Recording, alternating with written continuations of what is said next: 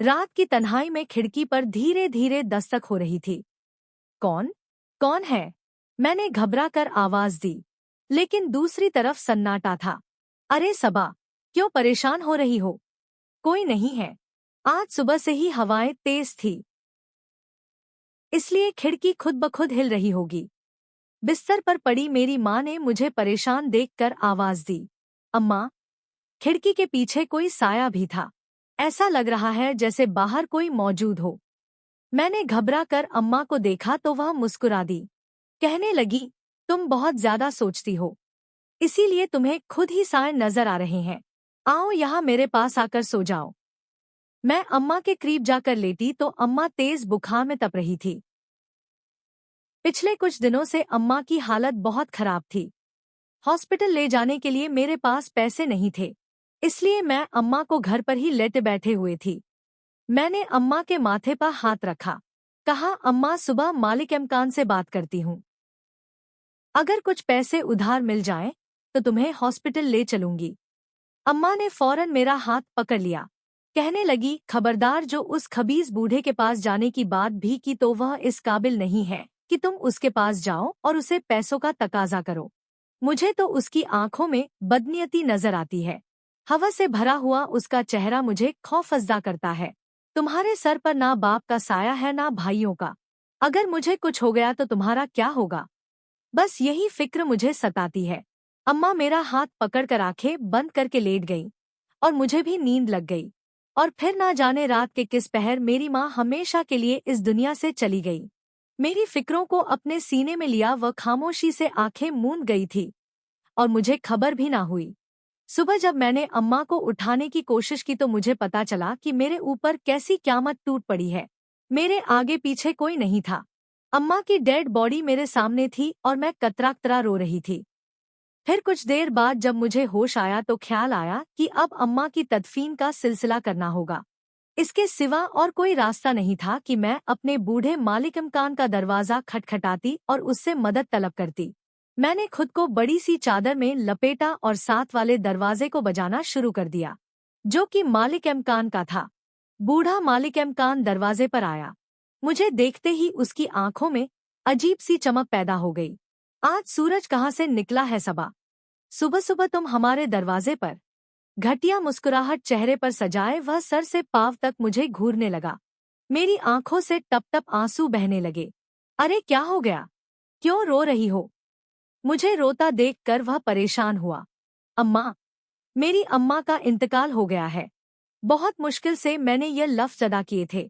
मेरा दिल जानता था कि मेरे ऊपर क्या बीत रही है। मेरी बात सुनकर पहले उसकी आंखें हैरत से ठहल गई। फिर कहने लगा, च बूढ़ी और कितने दिन जी लेती। अच्छा हुआ चली गई। बहुत तकलीफ में थी बेचारी। और तुम पर तो ऐसे नागिन बन के बैठी थी जैसे तुम कोई खजाना हो। मालिक इमकान की बात ने मेरे होश उड़ा दिए थे। मुश्किल की इस घड़ी में वह मेरी मदद करने के बजाय अपनी घटिया बातों पर उतर आया था। यही वजह थी मेरी अम्मा कभी मुझे उसके दरवाजे का रुख भी नहीं करने देती थी। आज भी यह मजबूरी मुझे यहाँ खींच लाई थी, वरना शायद मैं कभी इस दरवाजे का रुख ना करती। चलो मैं मोहल्ले वालों को बुला के लाता हूँ, ताकि तदफीन का सिलसिला हो। तुम भी अपना ख्याल रखो प्यारी। हंसते हुए उस बूढ़े ने मेरे चेहरे को अपने हाथों से छुआ था और उसकी इस नापाक हरकत ने मेरे तन बदन में आग लगा दी थी। मैं घबरा कर पीछे हई और दौड़ते हुए वापस अपने घर में दाखिल हो गई। थोड़ी ही देर में मोहल्ले की कुछ औरतें और मर्द हजरात चले आए और फिर उन लोगों ने ही सारे मामलात निपटाए, क्योंकि मुझे तो ना होश था और ना खबर। शाम तक घर में लोगों का रश रहा और फिर धीरे धीरे करके सब लोग वापस लौट गए। सिर्फ मैं और बूढ़ा मालिक इमकान रह गए। अपनी अम्मा के बगैर अकेली रह लोगी? डर तो नहीं लगेगा तुम्हें? वह मुस्कुराते हुए भरपूर तरीके से मेरा जायजा ले रहा था। मैंने खुद को बाजुओं में समेटा और कुछ कहे बगैर अपना चेहरा छुपा लिया।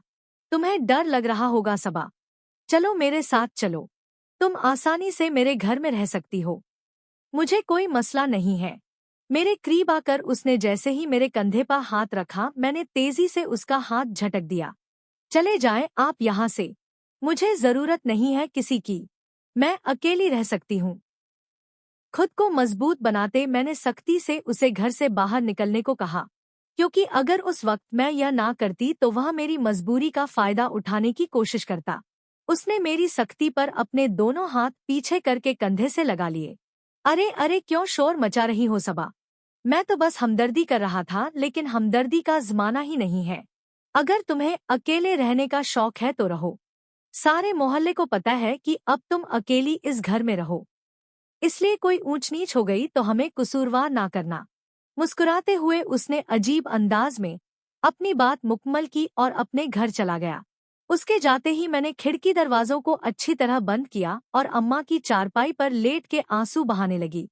एक रात पहले तक अम्मा के होते हुए मुझे इतना खौफ महसूस हो रहा था, और अब तो अम्मा भी नहीं थी।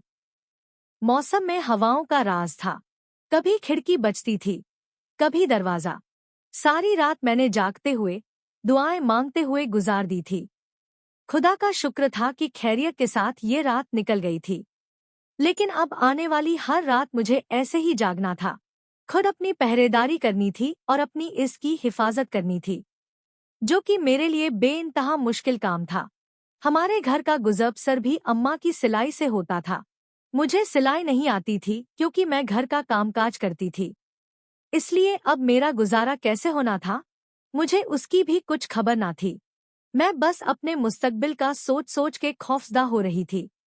अगले दिन मोहल्ले की 2-4 औरतें मेरी खैरखबर लेने के लिए आईं और मुझे समझाने लगी कि अकेली लड़की कैसे रह सकती है, तुम अपना कोई ना कोई बंदोबस्त करो।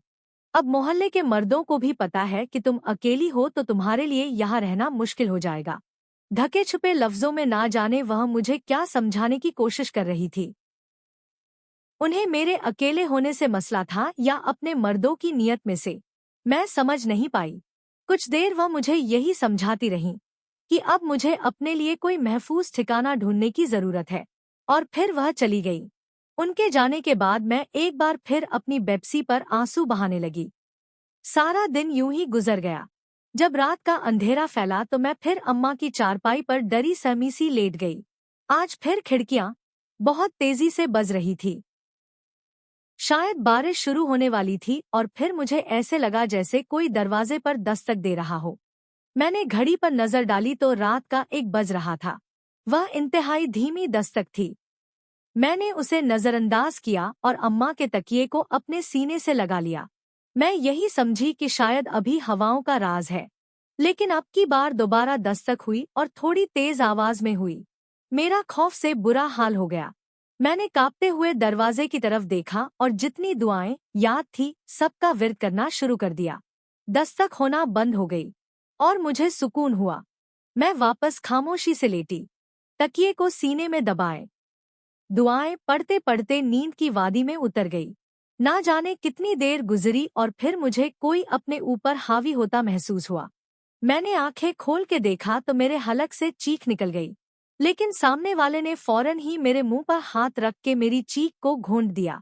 वह कोई और नहीं बल्कि मेरा 60 साल का बूढ़ा मालिक इमकान था, जो अपनी गहरी स्याह आंखों में हवस लिए मुझे देख रहा था। मैंने उसे धक्का दिया, उठ के बाहर की जानिब दौड़ लगाने की कोशिश की, मगर उस बूढ़े ने मुझे सख्ती से पकड़ के अपनी जानिब खींचा और चारपाई पर धक्का देते हुए एक हाथ से मेरा मुंह दबाया और दूसरा हाथ मेरे गले पर रख दिया। खबरदार, जो शोर मचाने की कोशिश की तो सारा मोहल्ला गहरी नींद सो रहा है, और तेरी बूढ़ी माँ जो तुझ पर नागिन बन के बैठी थी अब इस दुनिया में नहीं रही, इसलिए तुझे मुझसे बचाने वाला कोई नहीं। बहुत पाबंदी है ना, आज मैं तेरी पाई का सारा भ्रम निकाल दूंगा। उस बूढ़े के अंदर इतनी ताकत थी कि मैं खुद को उससे आजाद नहीं करवा पा रही थी। मेरी आंखें खौफ के मारे फट चुकी थी। दिल दहशत से धड़कना भूल गया था। मैंने मचलते हुए चीखने की कोशिश की, लेकिन हर कोशिश नाकाम थी। वह आहिस्ता आहिस्ता अपने शैतानी इरादों के साथ मुझ पर हावी हो रहा था, और मैं बेबसी उसके पास से उठती बदबू को बर्दाश्त कर रही थी। और जब वह पूरी तरह मेरे चेहरे पर झुका तो ना जाने मैंने कहां से इतनी हिम्मत जमा की और उसे इतनी जोर से धक्का दिया कि वह पीछे की तरफ गिर पड़ा। मैं भागने की कोशिश करती तो वह बहुत आसानी से मुझे पकड़ लेता, इसलिए मैंने बाहर जाने के बजाय पीछे बने छोटे से कमरे में भागना ज्यादा मुनासिब समझा। मैं भागती हुई उस कमरे में चली गई और दरवाजा बंद कर दिया। लेकिन मेरी बदकिस्मती थी, उस दरवाजे में कोई कुंडी ना थी ना चिटखनी। वह छोटा सा स्टोर रूम था जिसका दरवाजा भी टूटा हुआ था। उसमें अम्मा का पुराना संदूक, अम्मा की शादी के जमाने के कपड़े और कुछ चीजें जो अम्मा ने मेरे जहेज के लिए जमा करना शुरू की थी, वह सब रखी हुई थी। मैं दरवाजे से टेक लगा के खड़ी हो गई, खुदा को पुकारने लगी। चंद मिनटों में ही वह बूढ़ा उस दरवाजे तक चला आया और खूब जोर आजमाई करने लगा। खोल बेशम लड़की, तुझे क्या लगता है इस टूटे फूटे दरवाजे के सहारे तू मुझसे बच सकती है? मत भूल, तूने और तेरी माँ ने पिछले 3 महीने से किराया नहीं दिया। अगर तू ये चाहती है कि मैं तुझसे ये छत ना छीनूं तो खामोशी से दरवाजा खोल दे और मेरी ख्वाहिश पूरी कर दे, नहीं तो मैं सारे मोहल्ले में तुझे बदनाम करने के साथ साथ पुलिस के हवाले कर दूंगा। मेरा बूढ़ा मालिक इमकान मुझे धमकियां दे रहा था और मैं खौफ के मारे थरथर कांपती हुई रो रही थी। हमारे हालात इतने खराब थे कि वक्त पर किराया अदा करना मुमकिन नहीं रहा था। यही वजह थी कि 3 महीने का किराया हम पर चढ़ गया था। लेकिन अब वह किराए के बदले जो कुछ हासिल करना चाहता था, उसका तसव्वुर करके ही मेरे कदमों तले से जमीन निकल रही थी। खुदा के वास्ते यहाँ से चले जाओ। तुम्हें शर्म नहीं आती? तुम्हारी अपनी भी जवान बेटियां हैं, फिर कैसे तुम मुझ पर इतनी गंदी नजर रख सकते हो? तुम्हारी बेटियां शादीशुदा है, उनके बारे में सोच के ही मुझ पर रहम खा लो।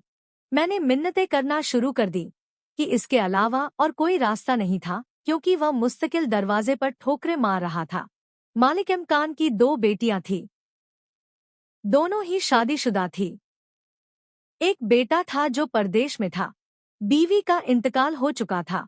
वह अपने घर में काफी अरसे से बिल्कुल तन्हा था और हर वक्त हमारे ही घर पर नजर जमाए बैठा रहता था। अम्मा को पहले ही उसकी नीयत का अंदाजा हो गया था। वक्त रहते ही मुझे भी समझ में आ गया था कि उसका किरदार कैसा है। लेकिन हमारी मजबूरी थी, इतने कम किराए पर हमें कहीं और मकान नहीं मिल सकता था। इसीलिए अम्मा ने यह घर किराए पर ले लिया था। मगर साथ ही हमने अपने बूढ़े मालिक इमकान से हरगिज भी कोई ताल्लुक नहीं रखा था। ना अम्मा बिला जरूरत उसे हमारे दरवाजे पर आने की इजाजत देती थी। अगर अम्मा आज जिंदा होती तो हमारे दरवाजे तक आने की उसकी हिम्मत भी ना होती। लेकिन अम्मा के यूं अचानक चले जाने की वजह से मैं बेआसरा हो गई थी और वह मुझे धमकाते हुए दरवाजा खोलने को कह रहा था। कुछ देर ऐसे ही गुजर गई और मैंने दरवाजा ना खोला तो वह ठोकरें मारते मारते अपने मकसद में कामयाब हो गया और तेजी से दरवाजा खोलते अंदर चला आया, जबकि उसकी हरकत से मैं एकदम ही जमीन पर गिर पड़ी। उसने मेरे बालों से पकड़ के मुझे खींचा और घसीटते हुए बाहर ले जाकर चारपाई पर फेंक दिया। 2-4 मोटी-मोटी गालियां दी और मेरे मुंह पर सन्नाटेदार थप्पड़ दे मारा। इसी दौरान बारिश भी शुरू हो चुकी थी। इतनी तेज तड़ाकेदार बारिश, हर तरफ पानी का शोर ही शोर था। ऐसे में मेरी चीखें बाहर तक जाना भी मुमकिन नहीं थी और इसी बात का वह पूरी तरह फायदा उठा रहा था। उसने न सिर्फ मेरे मुंह पर थप्पड़ लगाए बल्कि मुझे बालों से खींच के चारपाई से लगा दिया। इतने अरसे से बहुत मुश्किल से खुद पर काबू पाया है, सिर्फ इसलिए कि तेरी माँ कोई हंगामा ना खड़ा करे। लेकिन अब वह बुढ़िया नहीं रही तो मैं आराम से अपना मकसद हासिल कर सकता हूँ। तू चाहे तो मेरे घर चल के भी रह सकती है, मुझे कोई ऐतराज नहीं है सबा। वह इंतहाई भौंडे अंदाज में हंसता हुआ मेरे चेहरे के करीब आ गया और उसके मुंह से उठती हुई बदबू और नजरों की हवस ने मेरे हाथ पांव ठंडे कर दिए थे। सद्दीकी साहब, आपको खुदा का वास्ता है यहाँ से चले जाएं। मैं एक यतीम लड़की हूँ, मुझ पर ऐसा जुल्म ना करें। मैं पूरी कोशिश करूंगी कि जल्द से जल्द आपका किराया अदा कर दूं। हाथ जोड़े मैं बूढ़े मालिक इमकान से पनाह मांग रही थी, लेकिन उस पर तो शैतान सवार हो चुका था, इसलिए वह किसी भी तौर पीछे हटने को राजी ना हुआ। और फिर मैंने एक बार जोर आजमाई की। मैंने खुद को उससे छुड़वाते हुए बाहर के दरवाजे की तरफ दौड़ लगा दी। दरवाजे की चिटखनी वह ऊपर से लगा चुका था और वह इतनी ऊपर थी कि मेरा हाथ नहीं जा रहा था। मैंने 2-3 दफा पंजों के बल उछल के चिटखनी खोलने की कोशिश की और नाकाम रही। तब तक वह फिर मेरे करीब चला आया। जोर जोर से हंसते हुए उसने तालियां बजाई और फिर मुझे बाजू से पकड़ लिया। बड़ी ढीठ हो तुम सबा, तुम्हें क्या लगता है मुझसे इतनी आसानी से बच सकोगी? इस रात का मैंने कब से इंतजार किया है, अब तुम्हें मुझसे कोई नहीं बचा सकता। जिसे मदद के लिए पुकारना है पुकार लो। इस बारिश में तुम्हारी आवाज किसी के कानों में नहीं जाएगी। किसी को कानों कान खबर नहीं होगी कि रात के अंधेरे में इस घर की चारदीवारी में क्या हुआ है। और सुबह जब तुम किसी को बताने की कोशिश करोगी तो कोई यकीन नहीं करेगा, क्योंकि मैं मोहल्ले वालों को पहले ही बता चुका हूँ कि तुमने किराया देने से इनकार कर दिया है, और इसलिए मैं जल्द ही तुमसे घर खाली करवाने वाला हूँ। और मैं सब लोगों को यही कहूंगा कि तुम घर खाली नहीं करना चाहती, इसलिए मुझ पर झूठे इल्जाम लगा रही हो। ना तुम अपना किरदार बचा सकोगी और ना रहने के लिए ये छत। किराया ना अदा करने पर मैं तुम्हें पुलिस के हवाले कर दूंगा। सो वह अलग। इसलिए खुद सोच लो कि तुम्हारे लिए आसानी किस में है। सद्दीकी साहब की बात सुनकर मेरी आंखों से आंसू बहने लगे थे। वह मुझे हर तरफ से ब्लैकमेल कर रहा था और मैं जानती थी कि वह जो कुछ कह रहे थे वह कर भी गुजरेंगे। इसलिए मैंने कुछ सोच के सद्दीकी साहब की तरफ देखा और अपने आंसू पोंछ लिए। ठीक है, मैं आपकी बात मानने के लिए राजी हूँ, लेकिन इस तरह जोर जबरदस्ती के साथ कुछ नहीं हो सकता। आप मुझे थोड़ा सा संभलने का वक्त दें, फिर मैं खुद अपने आप को हवाले कर दूंगी।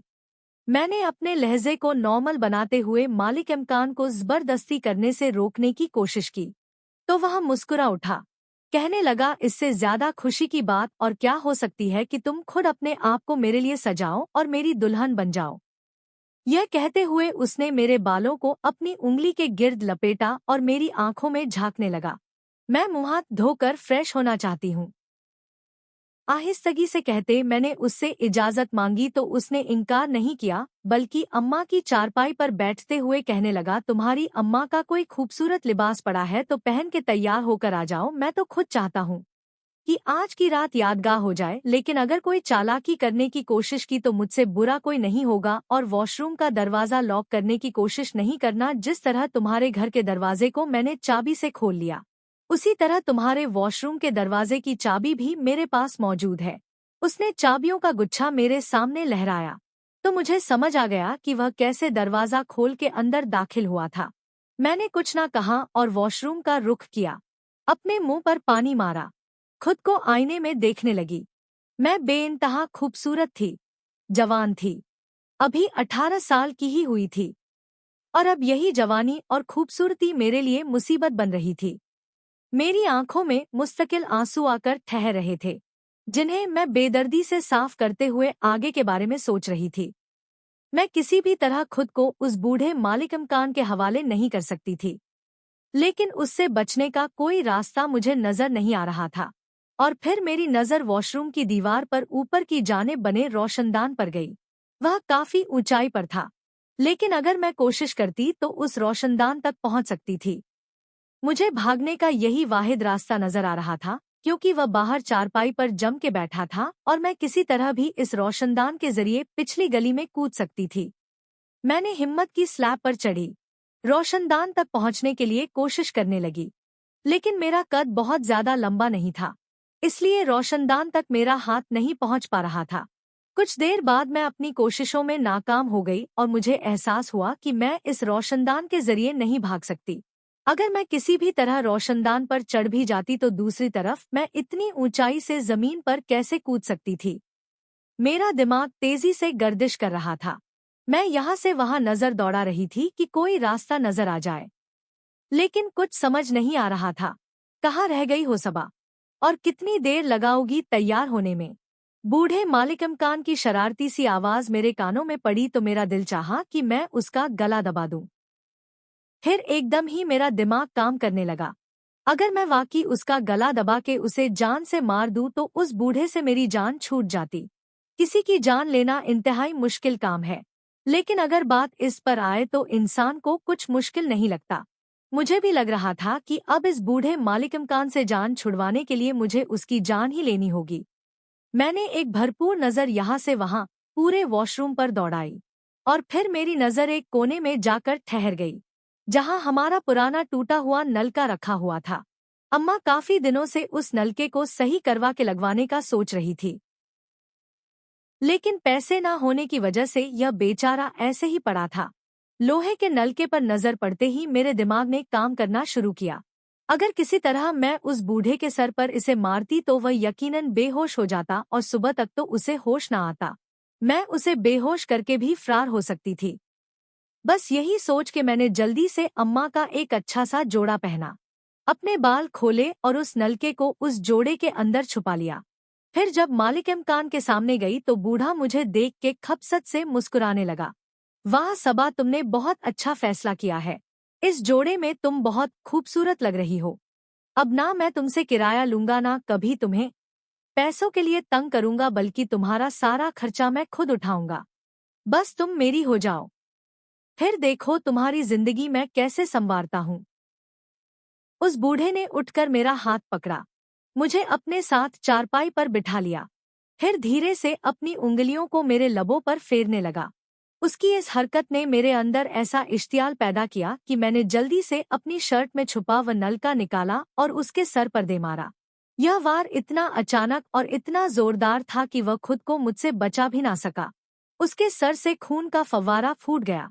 मैंने सोचा था कि थोड़ा बहुत खून बहेगा और वह बेहोश हो जाएगा और किसी ना किसी तरह सुबह का सूरज तुलू हो जाएगा, लेकिन ऐसा कुछ नहीं हुआ। खून निकलना शुरू हुआ तो रुकने का नाम ही ना लिया।